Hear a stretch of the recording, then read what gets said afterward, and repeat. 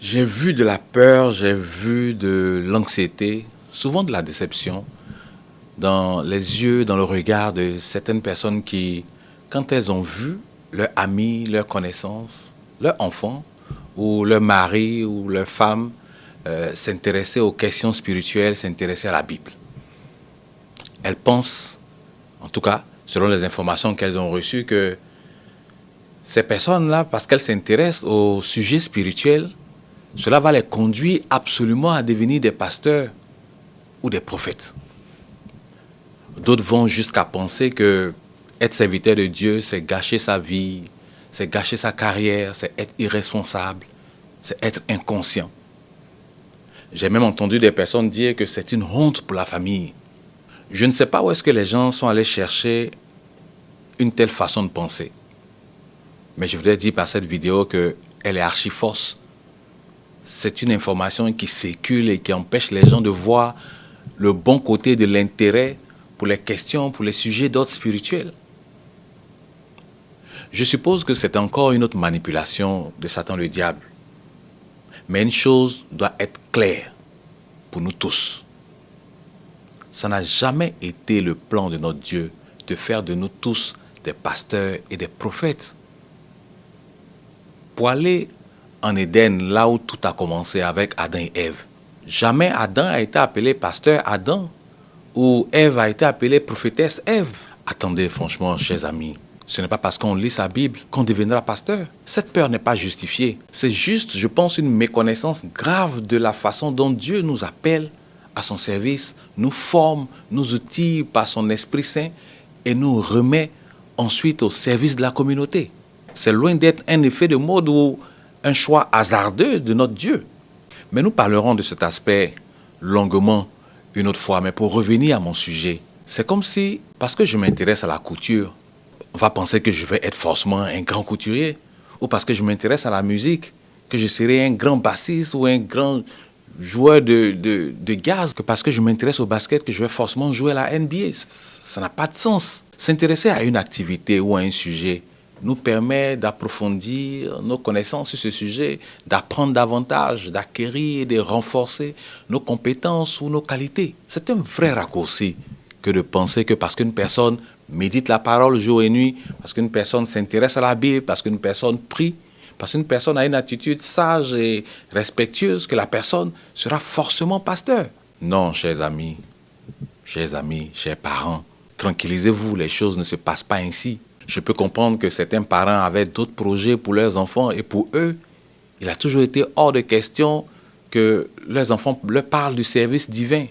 Mais en toute franchise, il est totalement faux de croire que s'intéresser aux choses spirituelles débouche absolument sur la fonction pastorale. Ce qui est vrai, en revanche, c'est que l'intérêt pour les choses spirituelles, pour les questions, les sujets d'ordre spirituel, ouvre notre conscience spirituelle. Et comme le dit la Bible, heureux ceux qui sont conscients de leurs besoins spirituels. Nous sommes tous faits à l'image de Dieu qui est esprit. Et notre Dieu veut que ces enfants que nous sommes, nous puissions nous intéresser aux choses de l'esprit. Il nous a conçus avec de la matière physique, c'est vrai, mais il a aussi mis son esprit en nous. Nous avons donc une portion de son esprit qui est en nous. Porter un intérêt aux choses de l'esprit, c'est simplement reconnaître que nous avons un créateur et c'est s'intéresser au créateur, à ce créateur qui nous a fait à son image. C'est bien pour cela que la parole de Dieu dit que seuls les insensés disent qu'il n'y a pas de Dieu. Parce qu'ils ne veulent pas reconnaître qu'ils ont un créateur. Ils ne veulent pas reconnaître la portion de Dieu qui est en eux, la portion de l'esprit de Dieu qui est en eux. Il est donc vital, il est donc important pour nous tous d'activer l'Esprit de Dieu qui est en nous et de le laisser nous conduire, de le laisser nous guider. La Bible ne dit-elle pas que l'homme ne se nourrira pas seulement que de pain, de ce qui est physique, mais également de la parole de Dieu. Et cette parole-là nourrit notre esprit. Laissez monsieur, laissez madame, laissez les enfants donner leur vie à Jésus-Christ, s'intéresser aux choses spirituelles. Vous ne le regretterez pas. Et comme Jésus le dit dans sa parole, laissez les petits enfants venir à moi.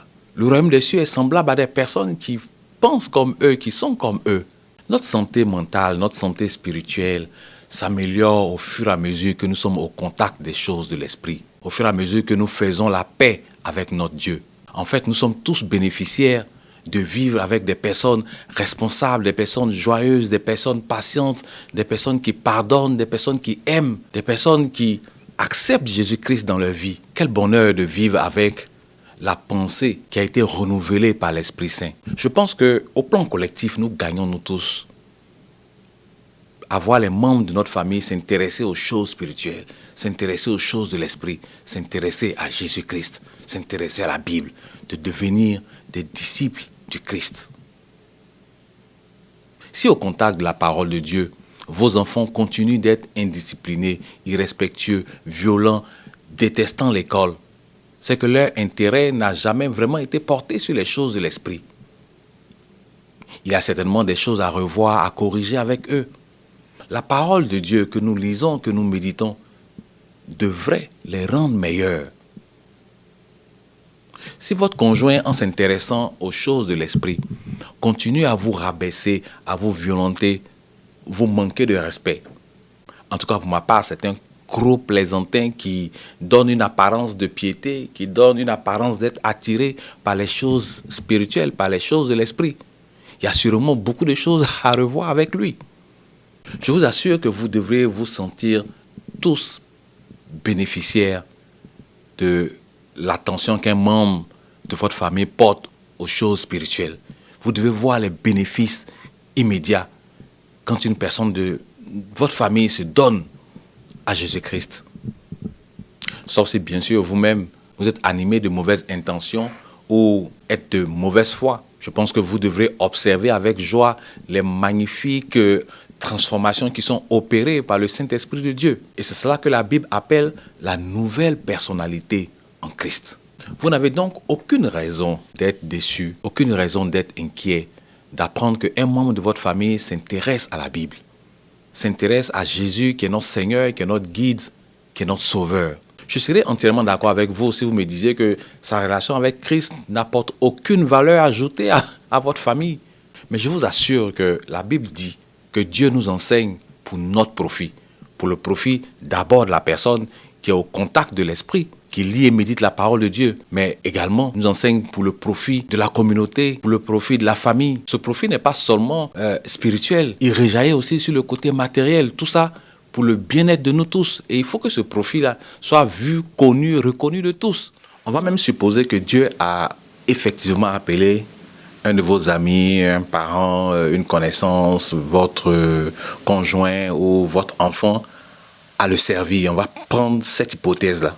Je pense pour ma part que c'est encore une autre raison d'être heureux et non d'être déçu, de manifester sa joie à voir que Dieu a porté un regard favorable sur un membre de notre famille.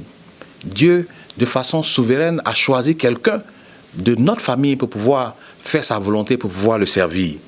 Notre Dieu qui veut que tous soyons sauvés des effets dévastateurs du péché, va choisir dans chaque famille, dans chaque peuple, dans chaque tribu, des personnes pour porter la charge, pour porter le fardeau du jeûne et de la prière, puis de l'enseignement de la vérité. Ces personnes qui sont appelées serviteurs de Dieu vont donc représenter les intérêts du royaume, donc défendre la cause de Dieu, la cause du Créateur. Notre Dieu choisit en toute souveraineté ces personnes, des hommes et des femmes qu'il va utiliser pour que son œuvre avance et que sa parole soit annoncée jusqu'aux extrémités de la terre. Il va également les utiliser comme de puissants canaux pour répandre sa grâce, sa bénédiction dans les peuples, dans les familles, sur les continents et partout où sont les hommes. Je pense encore, et au risque de me répéter, que vous devriez être non déçus que le Dieu souverain, créateur du ciel et de la terre et de tous les hommes, a porté son choix sur un membre de votre famille pour le proclamer, pour sanctifier son nom. Pour vous résumer tout ça en termes simples, c'est la bénédiction de Dieu chez vous, c'est la bénédiction de Dieu qui entre dans votre maison, dans votre famille. Je comprends que pour certaines personnes, ce n'était pas du tout le travail ou le plan qu'ils avaient formé pour leurs conjoints, pour leurs enfants. Et c'est comme s'ils assistaient impuissants que le plan de Dieu s'impose à eux contre leur volonté. Mais je veux que vous compreniez tous que notre Dieu qui fait les choses pour notre bonheur, pour notre profit, vient donc de faire entrer sa grâce, sa bénédiction dans votre famille en choisissant un des membres de votre famille pour le représenter. Ce nouvel ambassadeur de Dieu, cet ambassadeur du royaume de Dieu est porteur de bons messages pour vous, est porteur de grâce et de bénédictions auxquelles vous ne pouvez même pas penser ou imaginer. Souvenez-vous de ce que l'ange Gabriel dit à Marie. Il lui dit, « Je te salue, Marie, toi à qui une grâce a été faite. Le Seigneur est avec toi. » Oui, c'est une bénédiction réelle et pure pour nos familles, une vraie bénédiction, je vous assure. Ne perdez donc pas votre temps à vouloir combattre la volonté de Dieu. Agissez comme Marie et Joseph avec sagesse et intelligence et profitez de la bénédiction qui est là, à votre portée, qui se trouve à votre porte dans votre maison. Si vous voulez expérimenter par vous-même de quoi est-ce qu'ils sont porteurs, qu'est-ce que Dieu a vraiment mis en eux, est-ce que l'Esprit de Dieu est avec eux, mais je vous encourage à prendre conseil avec eux quand vous traversez telle ou telle situation.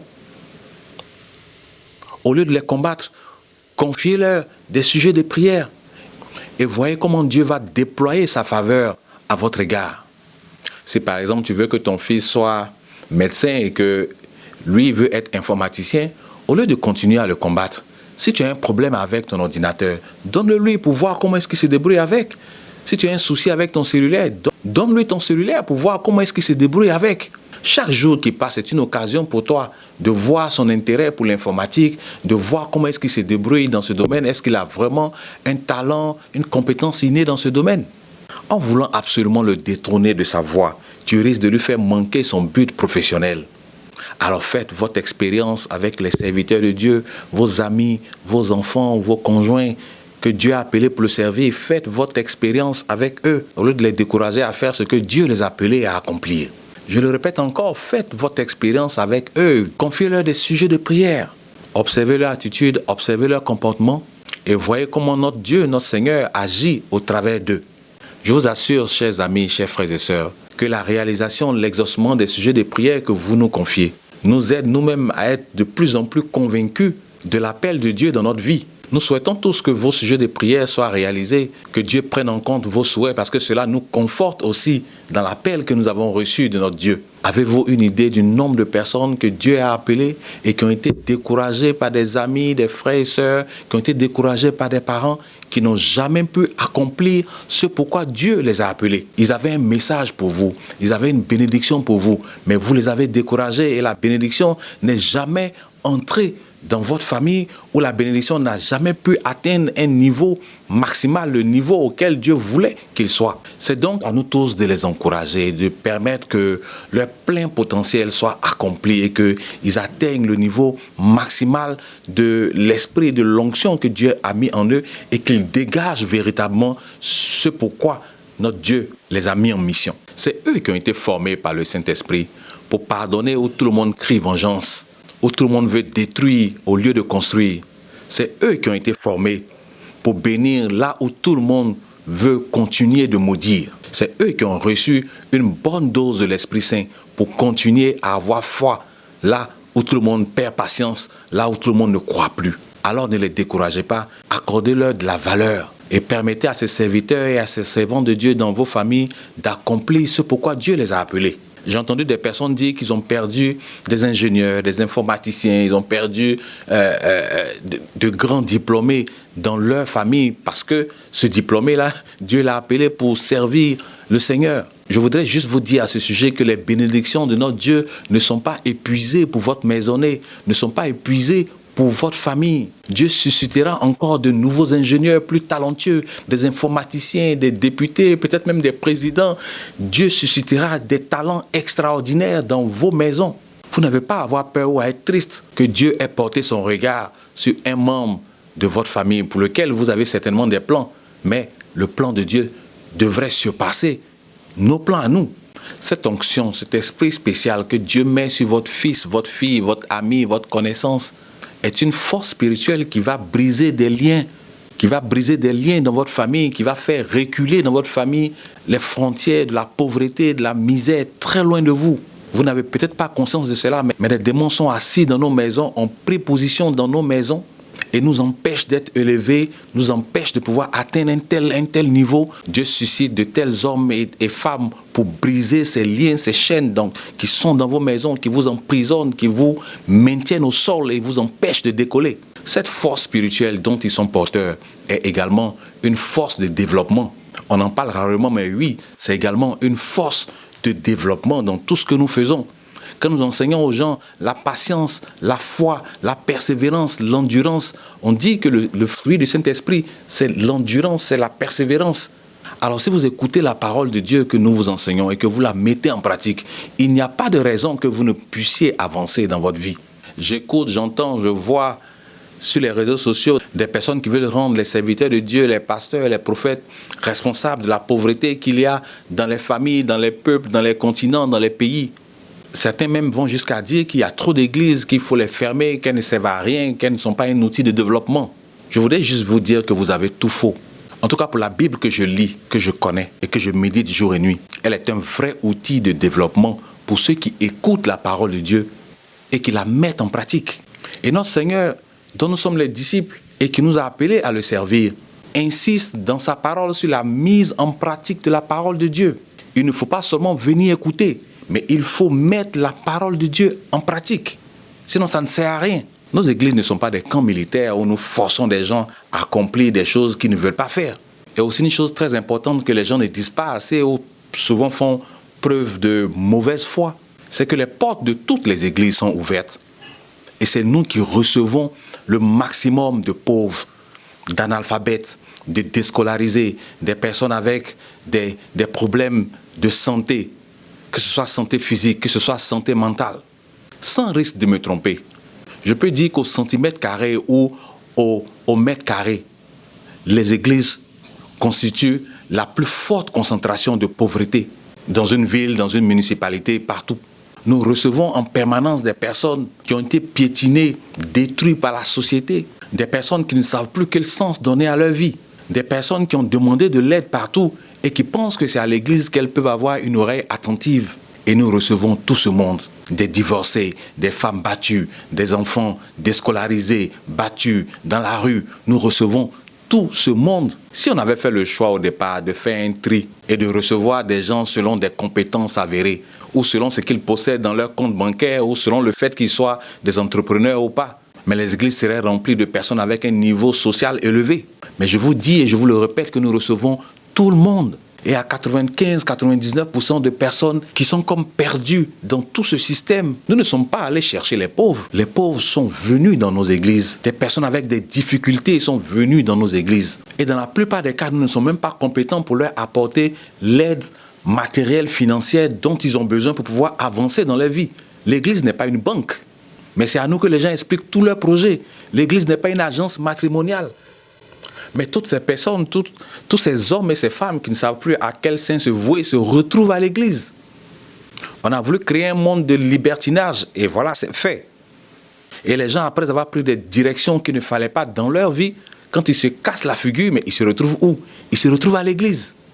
On ne peut donc pas nous rendre responsables de la pauvreté qu'il y a dans nos villes, dans nos pays, sur nos continents. Ce n'est pas respectueux du travail que nous abattons tous les jours. Je pense que l'église devait rendre des rapports, soit mensuels, trimestriels ou annuels, aux municipalités, aux pays, au ministère de la femme et de l'enfant, au ministère de l'emploi, pour leur dire combien de fois que nous recevons ce genre de personnes, ce type de personnes, des personnes sans emploi, qui n'ont aucun avenir, aucune perspective. Et on doit être là pour les écouter, parce que nous faisons notre travail. Est-ce que vous savez combien d'heures de temps que nous passons à écouter ces personnes? Des personnes qui sont au bord de la séparation, au bord du divorce, qu'on écoute.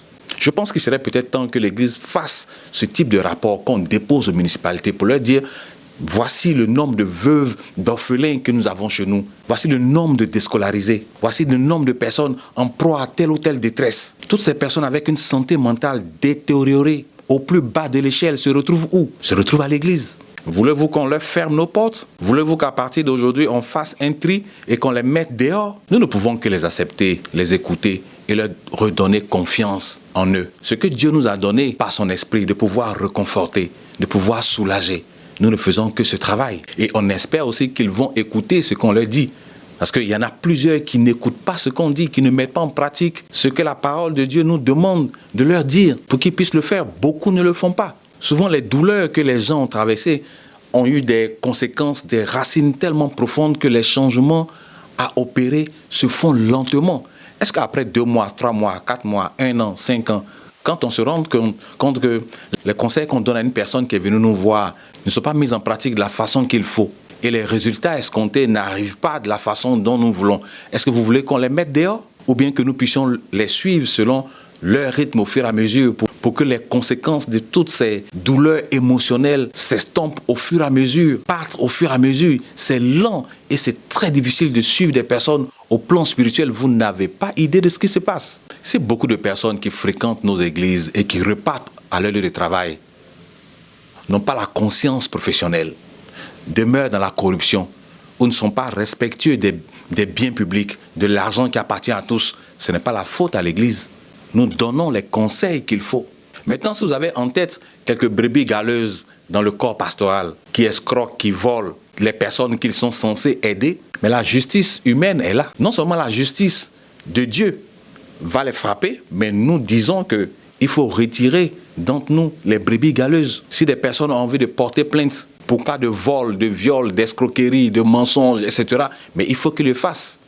Parce que nous aussi, nous rêvons de voir le corps pastoral qui est exempt de toute tâche, de tout péché. C'est ce que notre Dieu nous demande. Nous devons être un corps saint.